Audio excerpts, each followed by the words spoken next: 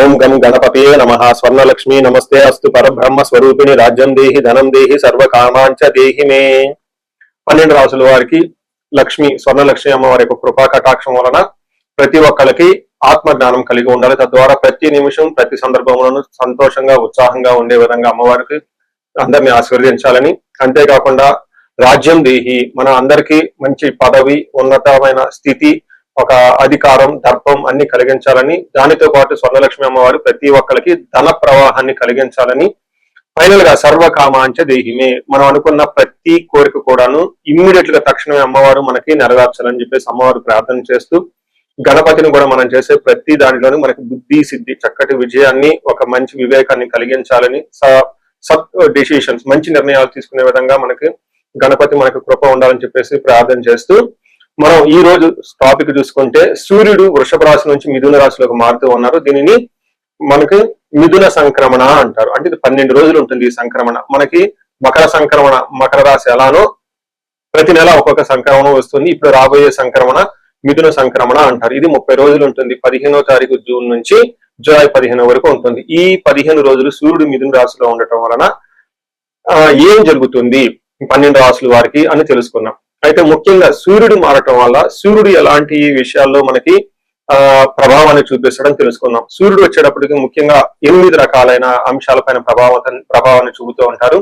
ఒకటి అందరూ బాగా గుర్తుపెట్టుకోవాల్సింది ఏంటంటే సూర్యుడు ఆత్మకారక అంటారు. అంటే మనకి సెల్ఫ్ కాన్ఫిడెన్స్, మనకి కావాలన్నా స్ట్రెంగ్త్, సోల్, ఆత్మబలం ఉండాలి కానీ సూర్యుడు చక్కగా ఉండాలి. కాబట్టి సూర్యుడు ఆత్మకారకుడు. అలానే రాజ్యకారకుడు, ఒక పదవి రావాలన్నా, గవర్నమెంట్ అథారిటీ, అడ్మినిస్ట్రేషన్ పవర్, వీటన్ని రావాలన్నా కానీ సూర్యుడు మనకి స్ట్రాంగ్ గా ఉండాలి. అలానే పితృకారకుడు, father related elders, mentors, boss, వీళ్ళందరినీ కూడా మనకి సూర్యుడే రిప్రజెంటేషన్ చేస్తూ ఉంటారు. యశస్సు, కీర్తి ప్రతిష్టలు, గుర్తింపు, కొంతమందికి గుర్తింపు ఉంటుంది ఏ పని చేసినా, కొంతమందికి ఏ పని చేసినా గుర్తింపు అనేది ఉండదు. ఈ గుర్తింపు లేకపోవడం కూడా కారణం కూడా సూర్యుడు వాళ్ళ జాతకంలో సరిగ్గా లేకపోవడం అని గమనించుకోవాలి. పదవి, అధికారం అంటే మీకు ఒక స్టేటస్, అంటే ఒక లేబుల్, మేనేజర్ నుంచి హైయర్ మేనేజర్, వైస్ ప్రెసిడెంట్, ఇలా ఒక్కొక్క లెవెల్ బై లెవెల్ ఎదుగుతూ ఉంటారు. అలాంటి పదవి, పొజిషన్ మీకు రావడానికి కూడా కారణం సూర్యుడు అని తెలుసుకోవాలి. అంతేకాకుండా అధికారం, పవర్, లీడర్షిప్, కమాండింగ్ పవర్, మీరు ఒక పని చెప్తే ఎదుటి వాళ్ళు చేయగల సామర్థ్యం అంతా కూడాను సూర్యుడు మెట్టే మీ జాతకంలో డిసైడ్ అవుతూ ఉంటుంది. తేజస్సు, ఆరోగ్యం, మంచి గ్లోరీ ఉంటుంది, మీకు ఎనర్జీ ఉండాలి, బ్రిలియన్స్, చాలా చక్కగా మీ ఫేస్ అంతా ఎప్పుడు కలగా ఉత్సాహంగా ఉండాలి, దానికి కూడా కారకుడు సూర్యుడు. ముఖ్యంగా లాస్ట్ లో ఆరోగ్య ప్రదాత, సూర్యుడిని ఆరోగ్యం ఇచ్చే వాళ్ళు అంటారు. ఎవరి జాతకంలో అయితే సూర్యుడు సరిగా ఉండరో వాళ్ళకి అనారోగ్యంతో బాధపడుతూ ఉంటారు. ఎవరికైతే సూర్యుడు ఉచ్చ స్థానంలో ఉంటారో చక్కగా వాళ్ళకి హెల్దీగా ఉంటారు, ఫిజికల్ గా చాలా స్ట్రాంగ్ గా ఉంటారు, ఒక పవర్ వాళ్ళలో ఉంటుంది అని తెలుసుకోవాలి. ఇలా 8 రకాలైన ముఖ్యమైన కారకాలు ప్రతి ఒక్కళ్ళ జీవితంలో సూర్యుడు అనేది ప్రభావాన్ని చూపిస్తూ ఉంటారు. అయితే ఈ సూర్యుడు మిథున రాశిలో ఉండటం వల్ల ఇందాక వరకు మనం చెప్పుకున్న విషయాల్లో కొందరికి అనుకూలంగా ఉంటుంది, కొందరికి ప్రతికూలంగా ఉంటుంది. ఏ రాశుల వాళ్ళకి అనుకూలంగా ఉంటుంది, ఏ రాశుల వాళ్ళకి ప్రతికూలంగా ఉంటుందో మనం చూద్దాం. ధనుసు రాశి వారికి చూసుకుంటే కొంచెం మిక్స్డ్ గా ఉండే అవకాశం ఎక్కువ ఉందని గమనించుకోవాలి. ధనుసు రాశి వారికి ఇప్పుడు సూర్యుడి యొక్క ప్రభావం మిక్స్డ్ గా ఉంటుంది, అంతా ఉత్సాహంగా ఉండదు, అంత ఆశాజనకంగా ఉంటుందని గమనించుకోవాలి. దీనితో పాటుగా ధనుసు రాశి వాళ్ళకి 8వ స్థానంలో గురువు ప్రవేశించడం తోటి అష్టమ గురువు యొక్క ప్రభావం కూడా ఉంటుంది. అంటే అటు ధర్మ చింతన, సరైన జ్ఞానం అనేది అందకుండా ఇబ్బంది పడుతూ ఉంటారు, సరిగ్గా రాంగ్ డైరెక్షన్స్ వచ్చే అవకాశం కూడా ఉంటుంది. అయితే దీనితో పాటు కూడా అధికారంలో కూడా ఇబ్బందులు పడే అవకాశం ఎక్కువగా ఉంటుంది. ఇప్పటిదాకా సూర్యుడు మనకి ఏమేమి విధాలుగా మన లైఫ్ లో ప్రభావం చూపిస్తారో చెప్పుకున్నాం కాబట్టి ఆ విషయాల్లో కొంచెం ప్రతికూలంగా ఉంటుంది అని మీరు గమనించాలి. కొంచెం జాగ్రత్తగా ఉండవలసిన టైము ధనుసు రాశి వారికి. మనకి మహర్షులు 7వ స్థానంలో, అంటే మనకి 7వ స్థానంలో సూర్యుడు మిథున రాశి నుంచి 7వ స్థానంలో ఈ ధనుసు రాశి అవుతుంది. కాబట్టి ఈ ధనుసు రాశి వాళ్ళకి 7వ స్థానంలో సూర్యుడు మిథున రాశిలో ఉండటం వల్ల ఏమవుతుంది, దీనిలో మనకి ప్రాచీన జ్యోతిష శాస్త్ర గ్రంథాల్లో సంస్కృతంలో ఎలా వివరించారు దాని శ్లోకం తెలుసుకొని దాని మీనింగ్ కూడా మీకు చెప్పే వివరణ చేస్తాను. ఇందులో సామంచ జన విద్వేష ధారాపీడ సుతామయం ఉత్సాహ భంగకారిణి గోచారస్తే సప్తమే రవి. అంటే సామంత జన విద్వేష, సామంత అంటే ఎవరు, మీ కింద తక్కువ క్యాడర్ లో ఉన్న, మీరు మిడ్ లెవెల్ మేనేజర్ అయితే మీ కింద ఉన్న ఫస్ట్ లెవెల్ మేనేజర్లు అనుకోవచ్చు, మీరు సిఇఓ అయితే మీ కింద ఉన్న మేనేజర్ లెవెల్ వీళ్ళు కానీ, లేదంటే మీ కింద పనిచేసే వాళ్ళు ఉన్న కానీ, కొంతమంది హోమ్ మేకర్స్ ఉంటారు, వాళ్ళ ఇంట్లో మెయిడ్స్ కానివ్వండి, లేదంటే డాక్టర్స్ ఉంటారు, వీళ్ళ కింద ఉన్న నర్సులు కానివ్వండి, ఇలాంటి వాళ్ళు, రాజకీయ నాయకులు అయితే వాళ్ళ ఫాలోవర్స్, వీళ్ళ ద్వారా సామంత జన విద్వేష, వాళ్ళతో మీకు విభేదాలు వచ్చే అవకాశం ఎక్కువగా ఉంటుంది. మీరు ఇలా చేయండి అంటే వాళ్ళు ఉల్టా ఆపోజిట్ లో చేసే అవకాశం ఎక్కువగా ఉంటుంది. కొన్నిసార్లు వాళ్లే మీకు ప్రతికూలంగా మారి మిమ్మల్ని ఇబ్బంది పెట్టే అవకాశం ఎక్కువ ఉందని గమనించాలి. ఇది చాలా ముఖ్యమైన పాయింట్. పర్టికులర్ గా నాయకత్వ లక్షణాలు కలిగిన వాళ్ళు, సమాజంలో ఉన్నతమైన పొజిషన్ వాళ్ళు చాలా మంది ఇంపార్టెంట్. ఉన్న పనిచేసే వాళ్ళే మీకు ఆటంకంగా మారే అవకాశం ఎక్కువగా ఉంటుందని గమనించాలి. అంతేకాకుండా ధారాపీడ సుతామయం అంటే ధారాపీడ, భార్యల ద్వారా పీడింపబడే అవకాశం ఎక్కువగా ఉంటుంది. అంటే భార్యకి హెల్త్ సరిగా ఉండదు అని చెప్పుకోవచ్చు. సుతామయం సంతానానికి అనారోగ్యం కలిగే అవకాశం ఎక్కువగా ఉంటుంది. ఉత్సాహ భంగకారిణి, మీరు ఉత్సాహంగా ఎనర్జెటిక్ గా ఏదైనా పని చేస్తూ ఉంటే మీకు మీ యొక్క ఉత్సాహాన్ని అణగారే విధంగా, అణిగిపోయే విధంగా ఆటంకాలు కలిగించే వాళ్ళు కూడా ఎక్కువగా ఉంటారు. మీరు ఒక మంచి ప్లాన్ తో ముందుకు వచ్చి ఎగ్జిక్యూట్ చేద్దాం అనుకుంటే మీకున్న టీం వాళ్ళు సరిగా సపోర్ట్ చేయక మీకు ఇబ్బంది పడిపోతూ ఉంటారు. అంతేకాకుండా మీ బాస్ కూడా మీకు ఒక మంచి ప్లాన్ తో మీరు వెళ్తే ఉత్సాహంగా వాళ్ళు దాన్ని ఏమంటారు నిరుత్సాహపరిచే విధంగా అంతా బిహేవ్ చేస్తూ ఉంటారని చెప్పుకోవచ్చు. అంటే మీకున్న ఎనర్జీ లెవెల్ ఎక్కువగా ఉన్నా కానీ మీ చుట్టూ ఉన్న వాళ్ళు మీకు సరైన సహకారం అందించగా ఇబ్బంది పడతారని గమనించాలి.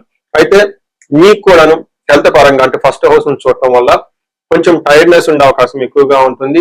హెల్త్ కు సంబంధించిన వ్యవహారాల్లో కొంచెం జాగ్రత్త తీసుకోవడం చాలా ముఖ్యం.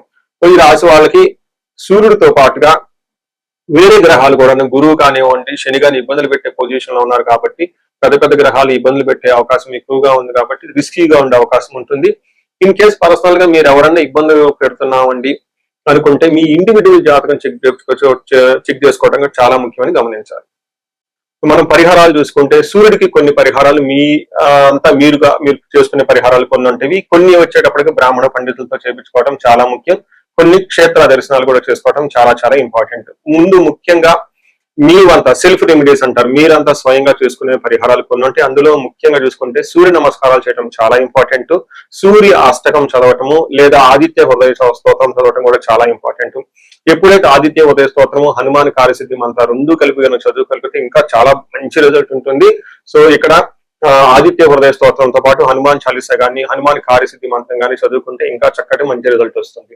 సో ఇవన్నీ మీరు చేసుకునే మీ వరకు మీరు చేసుకోవచ్చు. ఇంకా టెంపుల్స్ కి వెళ్ళేసి అక్కడ నవగ్రహాల చుట్టూ తిరిగి గోధుమలు కనుక దానం చేయగలిగితే, సద్బ్రాహ్మణులకి సత్పురుషులకి చేయగలిగితే ఇంకా మీకు చక్కటి మంచి రిజల్ట్ వస్తుందని గమనించుకోవాలి. సో అది మీ వరకు చేసుకోగలుగుతారు. మీ ద్వారా కాకుండా కొన్ని సమస్య తీవ్రంగా ఉంటే పండితులను కలిసి లేదంటే మా ద్వారా అపాయింట్మెంట్ తీసుకొని జాతక చక్రం కూడా చేపించుకోవడం చాలా ఉత్తమం. ఇందులో ముఖ్యంగా సూర్యుడికి సంపూర్ణమైన శాంతులు చేయాల్సి ఉంటుంది. గ్రహ శాంతి అంటారు. ఈ గ్రహ శాంతిలో సూర్యుడికి జపాలు, దానాలు, తర్పణాలు, హోమాలు ఇవన్నీ చేస్తూ ఉండాలి. వీటితో పాటుగా ఇంకా మీ యొక్క ఇండివిజువల్ జాతకం చూపించుకోవడం చాలా చాలా ముఖ్యం.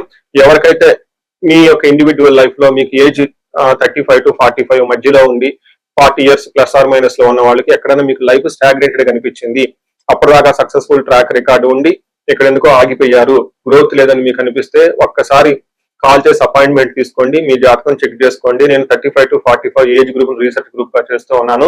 చాలా మంది పీపుల్ మిడ్ లైఫ్ క్రైసిస్ అని చెప్పేసి ఇక్కడ ఆగిపోతూ ఉంటారు. చాలా మందికి డైవర్స్ అవుతూ ఉంటుంది, సడన్ గా కెరీర్ లో బ్రేక్ వస్తూ ఉంటుంది. సో ఈ మిడ్ లైఫ్ క్రైసిస్ ని మన ఆస్ట్రాలజీ, వేదిక్ ఆస్ట్రాలజీ ఎలా డీల్ చేస్తుంది, దాంట్లో ఏమేమి ఉంటాయి అని చెప్పి తెలుసుకోవచ్చు.